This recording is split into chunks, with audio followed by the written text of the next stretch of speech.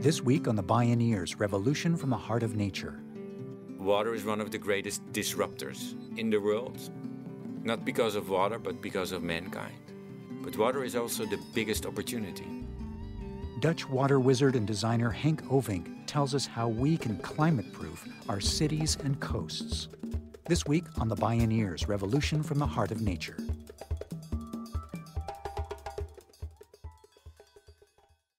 Support for the Bioneers' Revolution from the Heart of Nature is provided in part by Organic Valley Family of Farms, funding also provided by a grant from the Park Foundation, and by the generous support of listeners like you.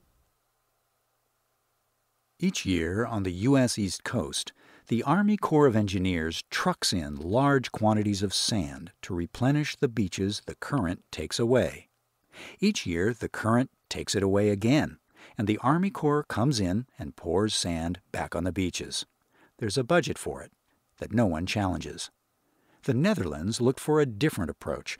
Observing nature's ways, they found the current doesn't take away the sand, it brings the sand, but wrings it a little further out.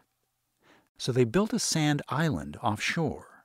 Now the current distributes the sand from the island to the beaches. They call it a sand engine.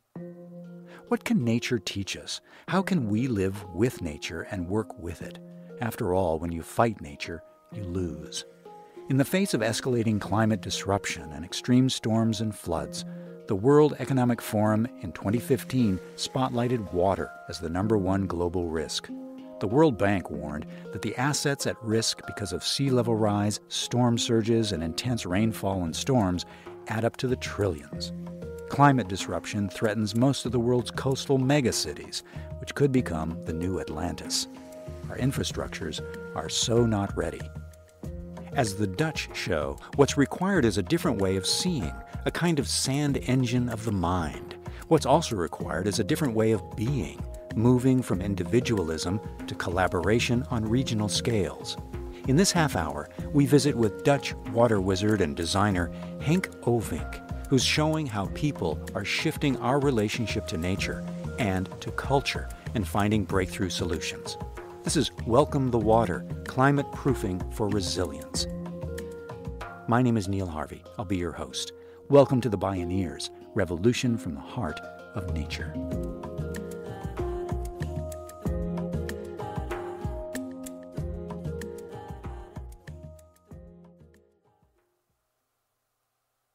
All risks, economic, cultural, ecological, environmental, man-made, increase in impact and frequency. So in other words, we will have more and it's going to be worse. All those crises are interrelated, both in the origin, where they come from, as well as in the impact. And an interrelationship from origin and impact makes it possible actually to mitigate and adapt. This is how we can change the world. So there is a way forward. Henk Ovink is one of the world's leading visionaries on designing sustainable infrastructures to meet the challenge of climate disruption. He's the Netherlands' special envoy of international water affairs. He says we need to radically rethink our ways of living by looking at whole systems. I call it a transformative approach, and it depends on 4 things. We need to have a long-term vision. But long-term visions are paper. They end up in bookshelves of policymakers and whoever what. So you always need to have vision connected with interventions, projects, small, granular, big, money-driven, cultural-driven, heart-driven, mind-driven.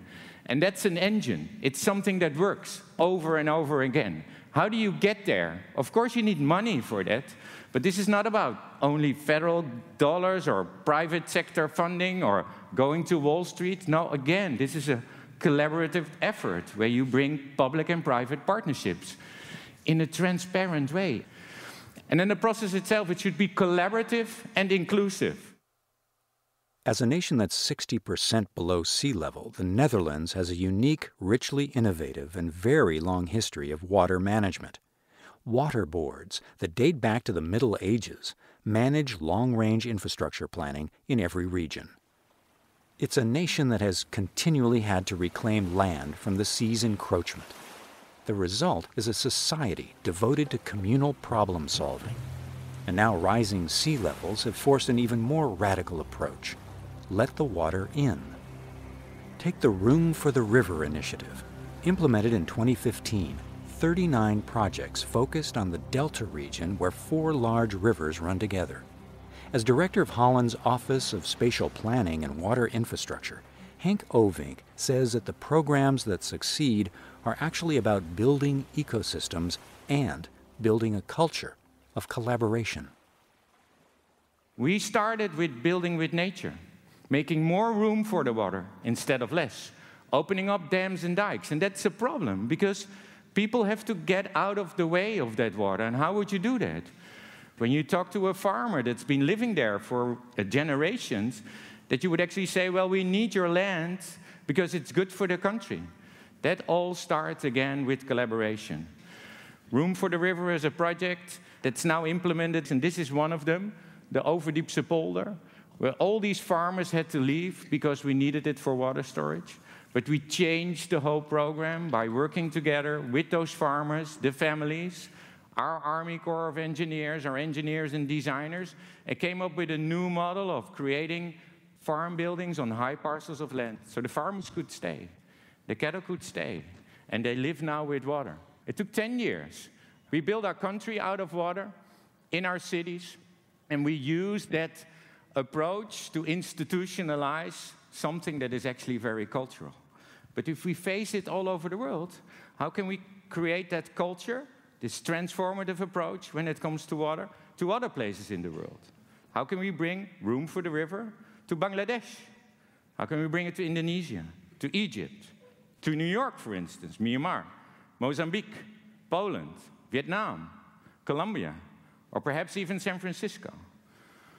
My task as an envoy is to create alliances all over the world, in the developing world as much as in the developed world, to strengthen a collaboration that is dedicated to increase water resiliency. In 2015, the Dutch government appointed Ovink as Special Envoy on International Water Affairs. He had already been working globally, including in the U.S., rebuilding after Hurricane Katrina. As fate would have it, 6 weeks after Hurricane Sandy devastated New York City and parts of New Jersey and Connecticut, the U.S. Secretary of Housing and Urban Development, Sean Donovan, was vacationing in Europe. President Obama had just appointed him to lead the Sandy Rebuilding Task Force. Donovan decided to hop over to the Netherlands to learn about Holland's acclaimed water management innovations. Henk Ovink was his guide. Destiny was in the air. Henk Ovink spoke with us at a Bioneers conference. And we toured the country. We saw projects. We met with a bunch of people that worked on city or in research institutes. We saw big infrastructure. Our Maaslandkering, which is our big storm surge barrier for the city of Rotterdam. We went to Amsterdam, saw the new metro with the sluices inside of the metro that protect actually the city of Amsterdam for flooding. Went to Kampen, where there's actually man-made, like a protection system to protect the city that's put in place every time there is a high tide or when the water is high in the river. So I toured him around, and sometimes you have it. You become friends the first minute you meet. And this is what happened with Sean and I. Actually, I wrote him an email while he was on the plane and saying, "Dear Sean, it was great meeting you and having you in the Netherlands. If you think, as I think, that Sandy is a game changer, then I would really like to work with you on the task force to see how we can actually use Sandy as a way to push the United States forward in their resiliency efforts." I wrote my first advice. He invited me over in February, and then he asked me to join the task force. Because Sandy hit New York City, Ovink recognized that it could become a game-changing global model for the new 21st century reality of living with climate disruption and a shift to working with nature. Donovan appointed Ovink as senior advisor to help find the most effective ways to spend federal funds to make the area resilient. And the need to do something being acknowledged by the president, the mayor, and the governors, but also by the communities and businesses in that region. This all together, having the focus of the world on a place, bringing political attention, having billions of dollars from the Congress to rebuild the region, made it into an opportunity to say, if we can deliver change here and innovation, we can scale it up. Scale it up not only to other places in the US, but to the rest of the world. We can set an example on a new standard of resiliency and an innovation. And if we do it transparent, open, and inclusive, we can actually collaborate with the world so everybody can learn and use that collaboration and information and innovation to bring on other places on the world. So I really thought that if we could use this momentum and create out of this opportunity this huge approach that would have a catalytic impact around the world. That was my vision when I started to work there. Henk Ovink knew that true climate resilience requires a systems approach that integrates ecology, economy, infrastructures, weather extremes, and culture. But he couldn't say exactly what approaches were appropriate.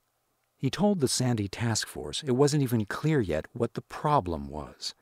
They were looking at a large region with complex vulnerabilities the storm had revealed, but they hadn't gotten to the interdependencies and the nuts and bolts, much less the opportunities. Henk Ovink recommended an unusual process, a competition. Open source the solutions. And I developed Rebuild by Design, a competition that was aimed at innovation, increasing resiliency in the region. First, I needed a safe place. A place where it was not about negotiation, but about collaboration. And you know it. Most of the times, collaborations end up in a mess, because everybody wants to get the best for themselves. And then themselves might be a smaller group in that collaboration, but it's tough. So changing the perspective from negotiation to collaboration demands a safe place. It also demands a detour, a sidestep out of the institutional gridlock we're in.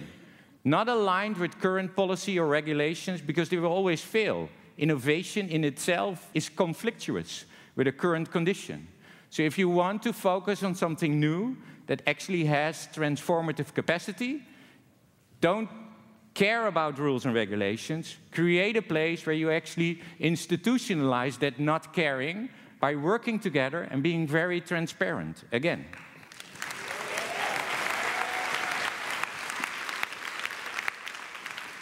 And never blame our politicians that they're short-sighted. We elect them only for a short period of time. So what are you supposed to do if you only have 4 years to deliver something? No. That promise actually is a burden on us, professionals, to work with them and inform them about the facts of yesterday, the facts of today, and the opportunities and possibilities of tomorrow.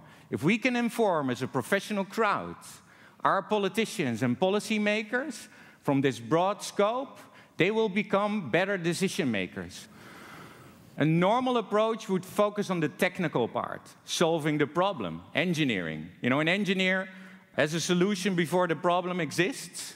A designer has a question before there is actually a problem. So you have to create this mix of where the technical parts becomes opportunistic. And at the same time add ambition. 2 degrees, we say. 2 degrees is too much. We know that when it comes to climate change. So add the ambition for transformative capacity. And forget about superheroes. They don't exist. It's all about the talent of the world meeting the talent of these regions and these places. And there is no distinction between those talents. Everyone's at the same table with the same position. Otherwise, these processes will fail.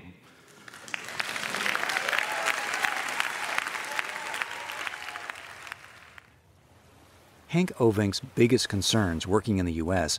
were the culture of individualism and fragmented jurisdictions. Because once the competition was over, it was all about collaboration with nature and each other. More when we return. This is Welcome the Water, Climate Proofing for Resilience. I'm Neil Harvey. You're listening to the Bioneers, Revolution from the Heart of Nature.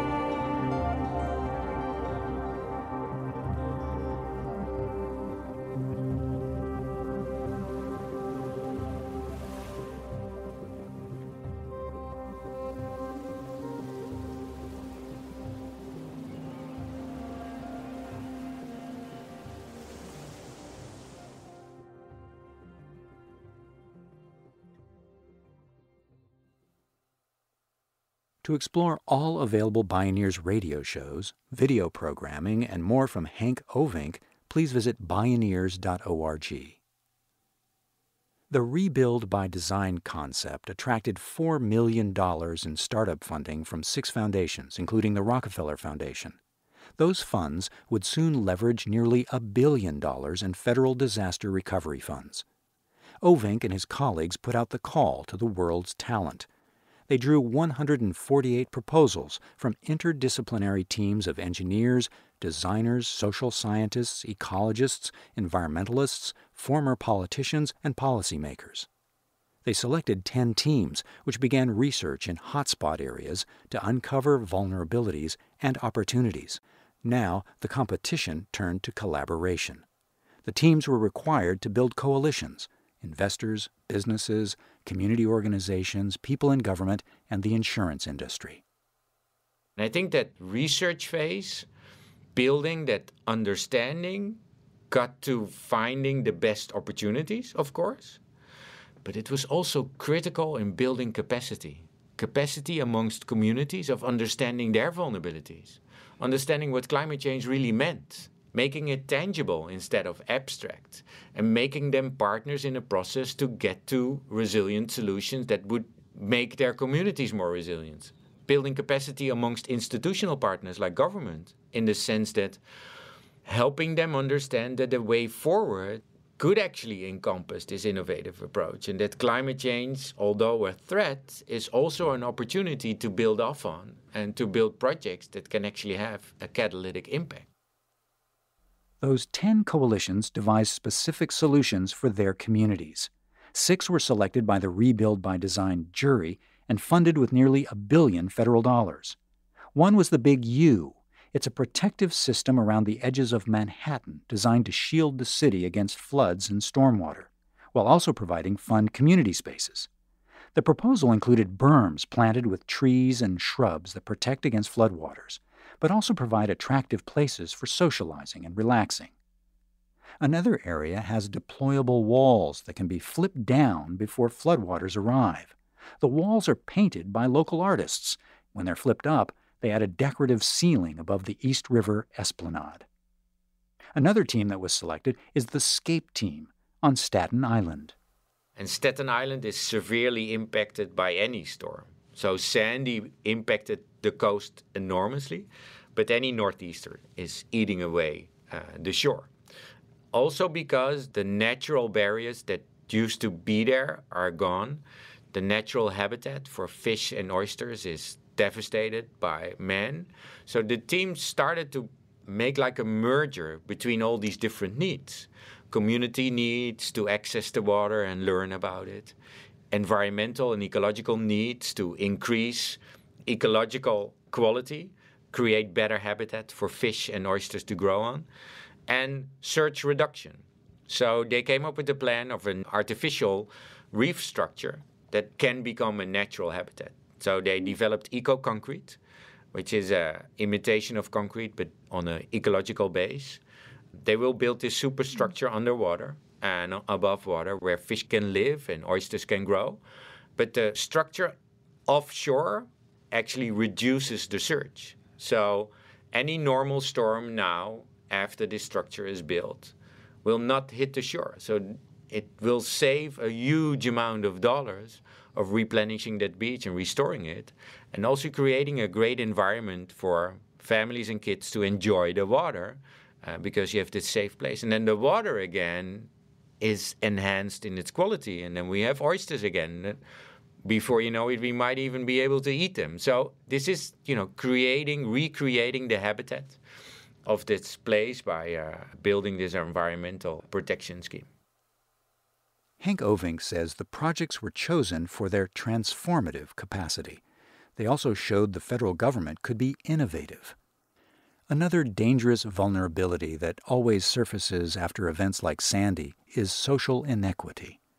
Inevitably, it's low-income communities and communities of color that suffer first and worst all over the world. Yet water shows vividly that we're all connected and no one is safe unless everyone is safe.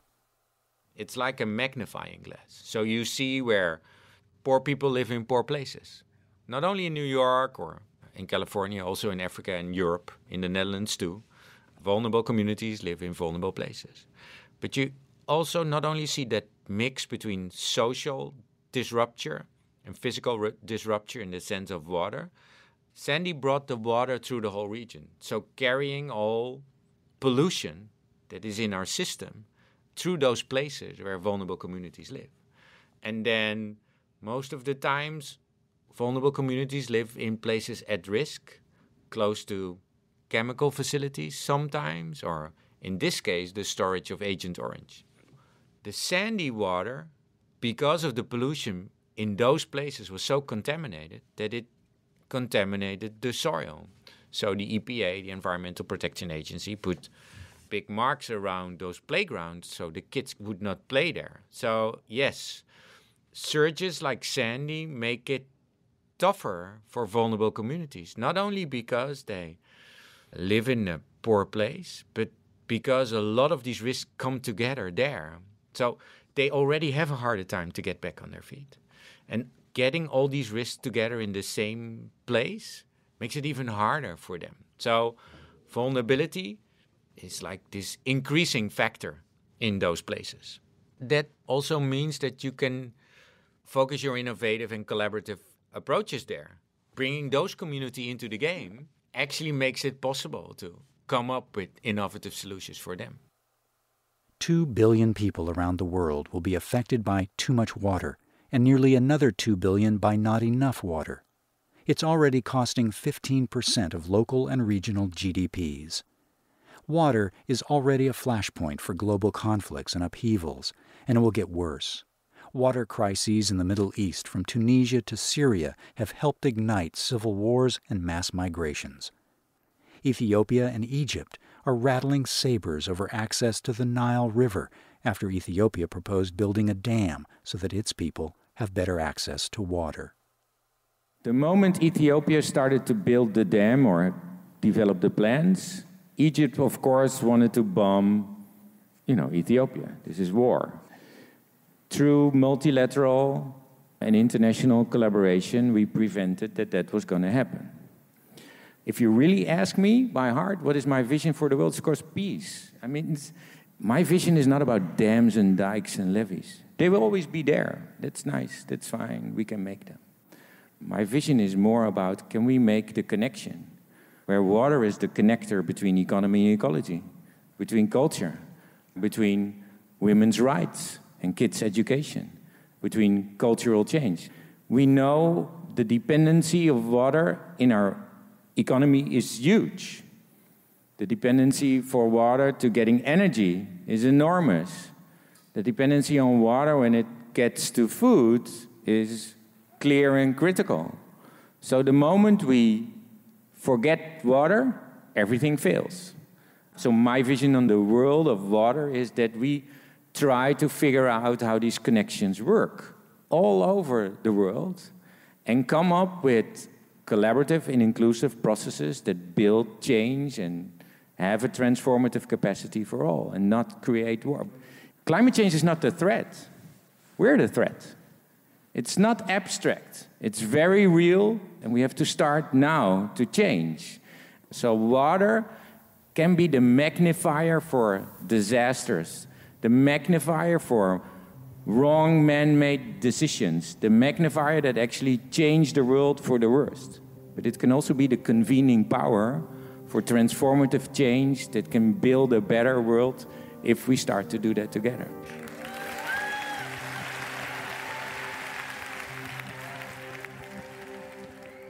As Henk Ovink suggests, climate-proofing our future is not engineering. It's about creating peace, because water brings us together and can bind us together. Welcome the water, climate-proofing for resilience.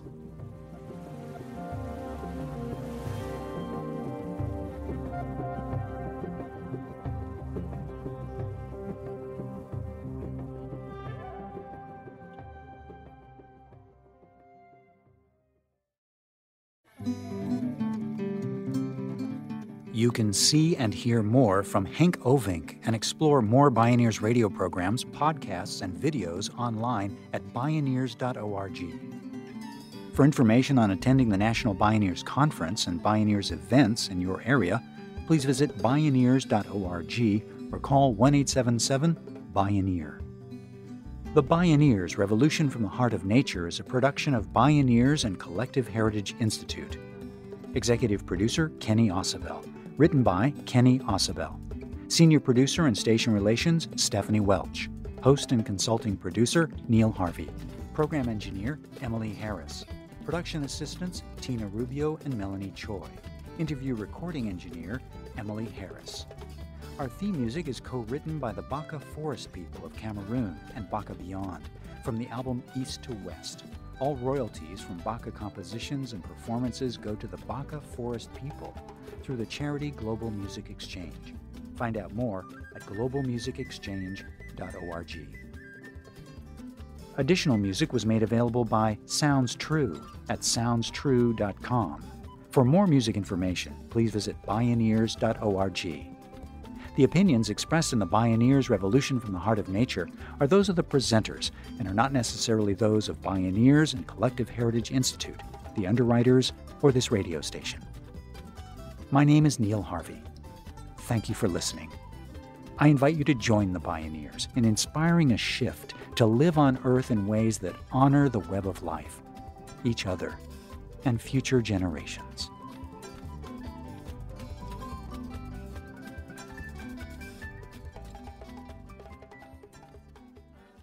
This is program number 0216.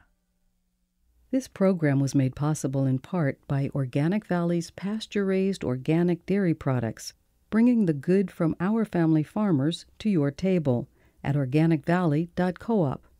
Funding also provided by a grant from the Park Foundation, dedicated to heightening public awareness of critical issues, and by the generous support of listeners like you.